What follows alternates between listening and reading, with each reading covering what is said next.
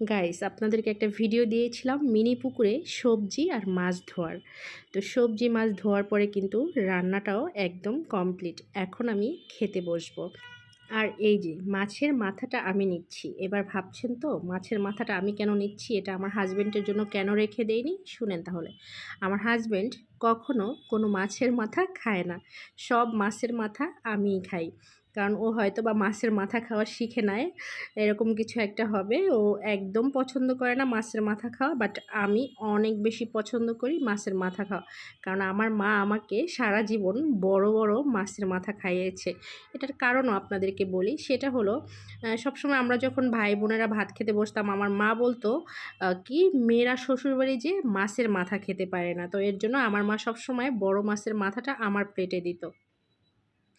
যাই হোক, মায়ের বাড়িতে সারা জীবন বড় মাছের মাথা খেয়ে এসেছি। এখন স্বামীর বাড়িতে এসেও মাছের মাথা আমারই খেতে হচ্ছে। কারণ কি বলবো, আমার হাজব্যান্ড তো মাছের মাথা খায় না, তো আমারই খেতে হবে। তো মা যেটা সারা জীবন টেনশন করেছিল আমার মেয়ে মনে হয় শ্বশুরবাড়ি যেয়ে মাছের মাথা খেতে পারবে না, মায়ের টেনশন একদমই বৃথা গেছে। এখন আমি আরও বেশি বেশি মাছের মাথা খাই। যাই হোক, আমি সেই মিনি পুকুরে তরকারি আর মাছ ধুয়ে আজকে যেটা রান্না করলাম সেটা হলো আপনার চিংড়ি মাছ দিয়ে জালি কুমড়া। গতকালকে আমি একটা ভিডিও দিয়েছিলাম, সেটার মধ্যে আমি রান্না করেছিলাম জালি কুমড়ার শাক। আজকে রান্না করব জালি কুমড়া চিংড়ি মাছ দিয়ে। সেটাও রান্না করব কি বলে দেশের জালি কুমড়া, বরিশাল থেকে নিয়ে আসা আমাদের নিজেদের গাছের জালি কুমড়া। তো এটা আমার মা দিয়ে দিয়েছিল জালি কুমড়া। তো এটা দিয়ে চিংড়ি মাছ দিয়ে রান্না করব, আর বড় রুই মাছ দিয়ে রান্না করব আলু আর পেঁপে। পেঁপে আর আলু দিয়ে রান্না করব হলো গিয়ে বড় রুই মাছ। রুই মাছ দিয়ে কিন্তু পেঁপে আলুর তরকারি ভালো লাগে, চিংড়ি মাছ দিয়েও ভালো লাগে পেঁপে আলুর তরকারি, যদিও এটা আমাদের বাসায় খুব কমই খাওয়া হয়।